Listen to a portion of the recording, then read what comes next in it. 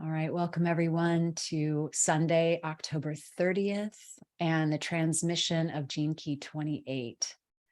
This is a very powerful gene key. It's one that I would say most people would be afraid of, unconsciously, deeply afraid of. And that is because it's about embracing the dark side. Yeah, who wants to embrace the dark side, right? We're more like, no, let's bring light to the dark side. But the path of Gene Key 28 includes totality.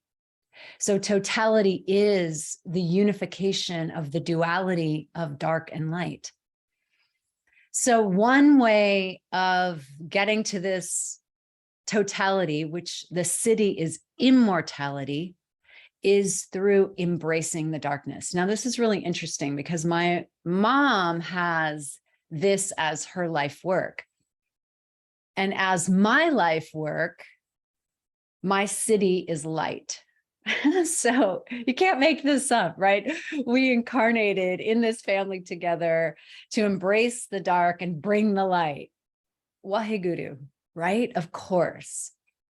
And if you don't know, Waheguru is a expression of divine ecstasy coming from the Kundalini yoga tradition. And it's a Gurmukhi phrase, Waheguru. It carries with it its mantra. It carries with it the transmission of really worship, praise of the divine, of the totality. That's really what we're talking about here. So we go from the shadow of purposelessness to the city of immortality through the pathway of totality. I mean, those are huge words. Remember that eclipse? And we're going to have a total lunar eclipse coming up on November 8th.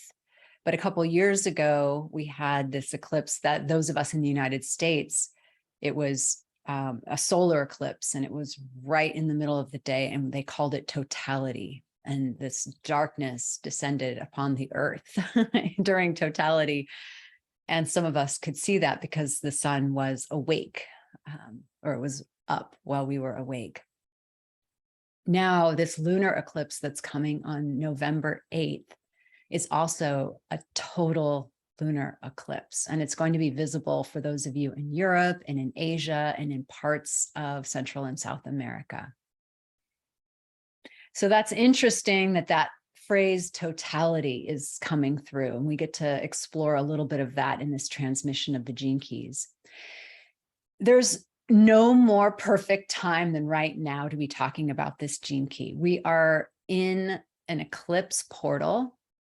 The new moon eclipse has just closed that frequency, but we're in the wormhole, and the wormhole is that period of time that we are getting a reboot in consciousness from the first eclipse to the second eclipse. And sometimes there are 3 eclipses, and if that were the case, it would be a longer wormhole. But in this case, this wormhole culminates with the full moon on the 8th of November. And here's the thing about that. We remember that the new moon in Scorpio was conjunct the south node, the past. So it was this weird new moon where instead of bringing in intentions, we're really deeply letting go. And then we hit this full moon, and that's this release, deeper release, but it's conjunct the north node. And what it's saying then is your release is for the future. I get chills saying that because personally, I'm moving literally out of this location. And if you think of it in those terms, you're moving too. Something about you is moving. You're going somewhere because some kind of loss has been on the table for you, some kind of change. It could be good loss, like you could be pregnant and expecting a baby, and the loss is the loss of what was, or the loss of your identity as a single person, or a person without a child. And you will forever be changed, forever, right? Like Like that's what we're talking about here. So big changes, and they could also be encountered through death, through loss, through illness. It really depends on where it's hitting in your chart and kind of what's been up for you. And chances are you know what that is. And I always say that even though it expresses itself in the 3D, check in with the deeper levels of what the letting go is. This year, a lot of my letting go has been around this fear of death. And I'm going to talk about that because Gene Key 28 is all about the fear of living, the fear of dying, and the fear of not living. Those are the three fears that came through in Gene Key 28. So people who have this, now this is the last day of Gene Key 28. So really, if your birthday was in today or the last 5 days, this is your life work. This is your karma. This is what you came in with.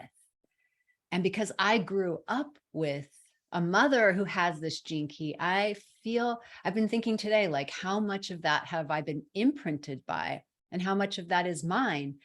Because my son is in the 8th house, which is the house of Scorpio and death and rebirth. So she and I have a lot of symmetry as we play in these energies. And some of you know this about me, but I used to run a nonprofit organization called Free a Child that fought the trafficking of children from Nepal into India. And then I started a program in Denver for homeless youth. And I bring that up because that's the darkness I'm talking about. That's the darkness I'm talking about. The question I had for myself when I went into that work was a kind of an existential question. I asked myself, does love exist in that place? In the world of child trafficking, does love exist there? Because if it doesn't exist there, then I was on the verge of like rejecting love. Then love isn't real, you know? And those are kind of questions that one goes through in our 20s and 30s. And that was one of my existential questions. Does love exist even in the shittiest place imaginable? And the answer is absolutely yes, because it isn't a thing. It is who we are. It is the very quality of who we are. And that's the gift of Gene Key 28. So when we embrace our darkness, Gene Key 28 is saying to us, go deeply into the fear. Stop running. Notice when you're running. That's the first thing, really. We get to notice when we're running. And when we're running, we're trying to outrun and outpace a demon, a monster. And you can't. Can you outpace death? Can you outpace the unconscious fear of death? I love that Richard Rudd said this, and I want to say this out loud because when he said it, I cracked up. I was listening to his transmission in audio, and he was saying, if I had a penny for every person who told me they weren't afraid of death, you know, I would be a rich man. Because we think that's part of the ego's defense mechanism. It's like, no, I'm not afraid of death.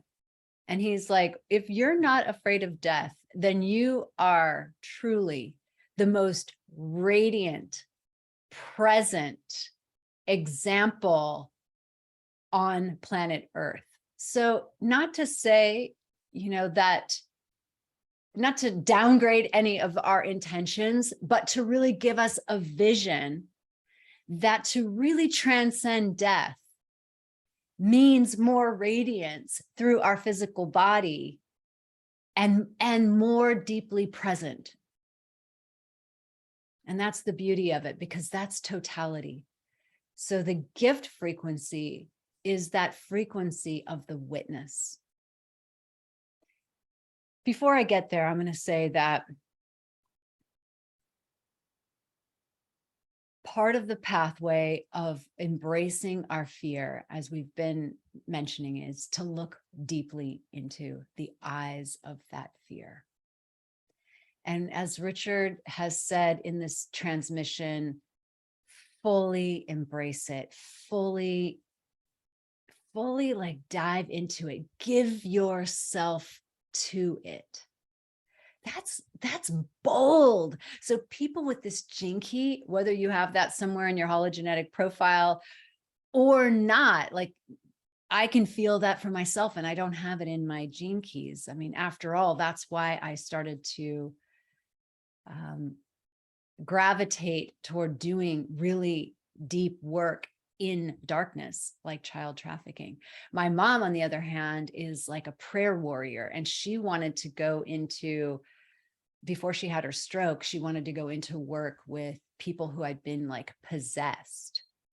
And that's in her paradigm, what she would call it is like demon possessed. Like, can you believe it? The two of us going into like this darkness. And I see it now, like that's her gene key. That's what she's here to do.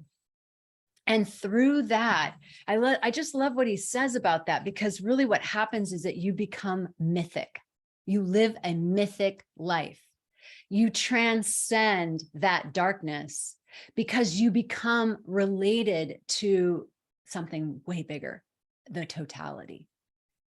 And this analogy that Richard Rudd gave in his audio transmission, I'm going to also share here because it really worked for me. It's this idea of going to a play. Imagine that you go to the heaviest drama ever, like it's a French film. Vanessa's here. French people, the French filmmakers can really dial in the darkness, right? They can dial in just the most unthinkable storyline and bring it to film. So imagine you're watching one of those films and it's just really creepy. Or imagine you're watching that play and you're merged with it. You're in it. You are feeling it. Your whole body believes you're there. And then the film ends. The people get up. They walk out of the theater. You stay there in that theater. And the sweepers come in and they get the popcorn off the floor and they do all the things they need to do. And then they turn off the lights and they walk out and you're still sitting there. That's totality. You're watching the play of form. You become the witness. You're involved in it, you're merged with it, and you're also the witness of it. Remember, I talk about so many times bilocating. You're in that trench, you have to live that life. Maybe some real dark shit happened to you. That's entirely possible because we live in duality and consciousness doesn't even have a preference. It's the way of it. God is both dark and light. I know that when I was raised in Christianity, because Christianity is very dualistic, so the understanding of good and evil are bifurcated. They're not united or integrated. And so dealing with shadow was a very difficult thing, right? That's why we had a lot of people who would preach on the, on the stage about, fidelity and, can't think of the word, not cheating on people, but then they would be in the background committing adultery and doing all the things that they preach against, because there's a split, that split in their ego, which doesn't have them embrace any of the dark desires, like Catholic priests, same, right?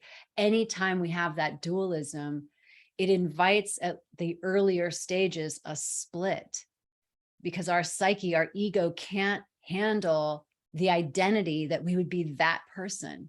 So we shove that down and then we do hideous things that maybe we don't even believe that we've done. So we stand up on the pulpit with a straight face and say we didn't do it, or talk against it as if we had no experience with it. And so thankfully, I feel like the universe is honorable, right? The truth comes out, and Scorpio is a stand for this kind of truth, all the secrets coming to light, which is what's happening and has been happening, right? In our modern world, there's big waves of truth being released, like inside of the Catholic Church, and now inside of government, inside of health. And so our fear of embracing that dark side keeps us stuck in a very repressed pattern. The opposite of that is the reactive pattern, which has us almost like dare death in the face, like take risks that are unwise, that are reckless, because we are defying, at some level, we're defying death. But the totality and this is a really beautiful nuance. The totality is saying, if you live that mythic life, if you dare to stare in the face the things that you are deeply afraid of, if you dare to look at the situation that you're really running from, and I suggest doing that with other people, like in a therapeutic session or in a medicine journey session with a shaman, a guide, because it will just feel better to your psyche that you can let go. And we all know the time to do that, right? There are just times and self-protective mechanisms we have that prevent us from going there until the time is right. And I've even heard of stories in somatic body work where there's a pain in a body and the practitioner takes the person into the pain, and that pain occurred at a moment of a trauma, at a moment of an abuse or violence or darkness that happened. And that person goes into that again and releases it with the support of the guide through crying, through shaking, through using the voice. So we now have at our disposal incredible tools to face the darkness, to stop running from it. And if we do that, what the promise of this gene key is that built into the drama of our life is transformation. I mean, some of the greatest teachers, some of the people who have truly, I mean, I was just listening to a story the other day of a woman who told me about 2 near-death experiences. And really, I would say one was well, they both seemed like they were full death experiences. We just call them NDEs, but she crossed over and had a choice to come back. And she described the surrounding circumstances around a mother who had multiple personality disorder. And what an incredibly hard childhood. But out of that drama emerged this being, this woman. And now she is like this incredible healer who truly sits in the light and sits on the other side and has a integrated consciousness that doesn't push away the dark, but it in fact is integrated and can see her own dark and hold it and love it. And that's part of the way through. So the way through is embracing. The way through is physical touch. Can you just hold yourself? Right? The way through is the breath. Can you take a deeper breath in your belly?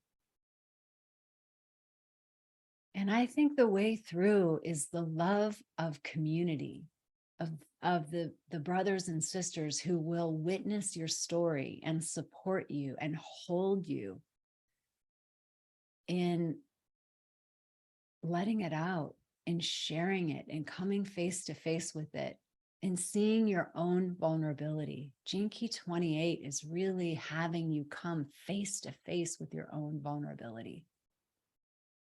I'm going to read you a sentence that he said that hit me so hard. So let's go back to that metaphor of the theater. And you as totality are sitting in that theater. Now it's a darkened room. The play is over. The people have gone home. And you're there as pure witness. So what he said is the only purpose in life is to reveal presence to itself. The only purpose of life itself is to reveal presence to itself. So imagine you as totality, as the thing that never dies. That's immortality. That you're anchored in an awareness of who and what you really are, witnessing this incredible fucked up play. You know, it's that Sean Mullen song, that beautiful wreck. It's messy, it's beautiful. It's like the film American Beauty. And I quote this all the time. And at the death scene, after the main character's been shot, and he's just like, I am so grateful for this stupid little life. And I could feel in that just the depths of his gratitude for this play, this freaking epic Shakespearean play called life. And when you can say that when you're occupying totality. And totality knows who and what they really are, and who and what they really are is everything and nothing. So the only, like going back to that, the only purpose of life is to reveal its presence to itself. So going back to another metaphor of what about the idea that unity, oneness, God consciousness broke itself up into millions and billions and trillions of pieces called you and me and all the other beings, so that it could know itself, so that it could experience itself. Because oneness, there's no other self to experience. There's no intimacy. There's nothing. It's just one thing. There's nothing. So duality, this and that, is what gives the contrast, is what gives things form. It gives things texture. It gives things a name. None of it's real. It's just the way that we can be intimate with life. So what if you are God looking at God for all the shit show of your life, whatever's breaking down, whatever you've been through, whatever you witness in other people, and certainly on the world stage and in the collective, every single thing we witness. Is there a part in you? Is there a part in me? Is there a part in us that can view it from the eyes of totality? Oneness. Oneness looking at itself. God appearing as that. Try that on. It's a total game changer. And that gives us access point to immortality. And so this gene key 28 is in the ring of illusion. The veils are thinning. The veils are dropping. He says that the time processing brain can't understand immortality, and yet it is our very beingness. And really, tales like Circe and the Epic of Gilgamesh remind us that the idea that we die, it's just so brilliant. The idea that the physical body dies, but there are other bodies that never die, is so brilliant, because it allows us to really live life. So let's go back full circle, and then we'll end here. Full circle is this gene key is afraid of living. So it's paralyzed. It's afraid of living. It's afraid of dying. And that is baked into every single one of us on a deep unconscious level. And then it's the fear of not living. And that's really where we start asking, what's my purpose? What's my purpose? What am I here for? Which is a beautiful existential question that creates pressure in your life to seek. And what the teaching of this gene key is just live. Just live. Suck the marrow out of the bone.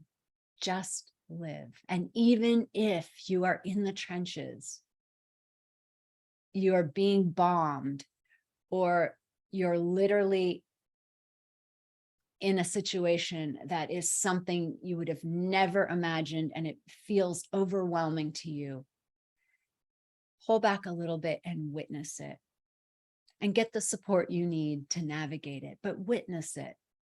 That's what Gene Key 28 is teaching us. And what a beautiful time to be teaching us this in the middle of the eclipse season, in the middle of this epic transformation of breakdown. I think as a collective, we're getting much more clear about breakdown. You know, it was a concept in 2019 and 2020. We still had full moon releases and we were all doing that. Oh, okay, I'm releasing. I think now we have a way bigger picture and clearer picture of the collective release. Like Pam Gregory says, if you're going to remodel your kitchen, you really have to tear it down. You have to take the sledgehammer to those walls. And it looks chaotic and it's messy and it's totally inconvenient. And then you get to rebuild it brick by brick. And that comes through our collective visions. What do we want this kitchen to look like? To keep that metaphor, you know, what do we want this world to look like? That's going to take some intentional building. It's not just now you know, let's just throw it back up. No, we have plans. We need architects of the new world. We need wise sayers of what worked, what didn't work. What do we keep from the past? What do we throw out? Where are we headed? What kind of a being are we becoming? These are all in the gene keys. All these types of frequencies, all these types of wisdom is contained collectively in every single one of us, but certain of us have gifts in certain places. And we're going to be called upon to share what we know so that we can craft and create something that we want to live in. And as power tries to get consolidated and concentrated in the hands of the few, we're going to be asked to step up. The women of Iran are stepping up. They're putting their life on the line. They're really living Gene Key 28. The mythic role of living instead of the fear of living, because they will get killed if a hair is out of place. Well, now they could get killed because they're taking their head coverings off. So we're going to be called upon to source that level of knowing, that level of sovereignty, that level of freedom. And when we're rooted in totality, when we're rooted in that immortal part of ourselves, perhaps that gives us the fuel to put it all on the line and to truly walk in smiling, like loving this freaking journey that could be over in an instant. Ah. All right. Oh, loving to see you all. Good morning. Good morning. I'm so happy to see you all. Tiffany and Vanessa, Katie, Deborah, Robin. I'm glad you joined. I know some of you are coming to the Ghost Kriya in 25 minutes. So I'm going to pop off now. You can check out the link if you would like to practice with us. The Ghost Kriya is a Kundalini yoga technology practice to clear and clean your subconscious memories. For a yogini, yoginis don't need memories. Even in the yoga tradition, you don't even need to dream. It's just obstructing your consciousness. I use dreams in a different way, but I get the yogic practice of clearing and cleaning your subconscious so that you have a pure channel to receive divine messages. Look, Kim's here too. Great. Okay, we're getting ready for the Ghost Kriya. This is a good setup for us, and I'll see you in 25 minutes on the Ghost Kriya channel, on the Zoom channel that's in your emails. All right, lots and lots of love, sisters, and let's just dedicate it to the merit. Rubbing our hands together. This was a huge, huge transmission. Putting your hands into prayer pose, like roll your shoulders off your back. Tuck your chin in. Take a deep breath. And just imagine that we're gathering all this positive energy, all this courageous energy. Courage comes after the fact. After we have faced this darkness, then we have this courage. And let's extend that courage out to the collective, to all the people who this is going to be their work. They've been running and running and maybe covering over it through addiction, through partying, through numbing out, through exercising, through all the ways that we can numb out because we're running.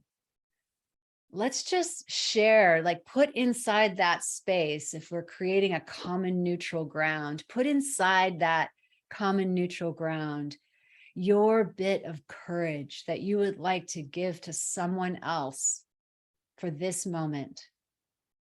Just hard won from your own experience. To the extent that you have it, put it in this collective space, and let's just amplify it with gold light and say a prayer that may all beings benefit from the merits of our efforts. And just bow your head into the center. Namaste.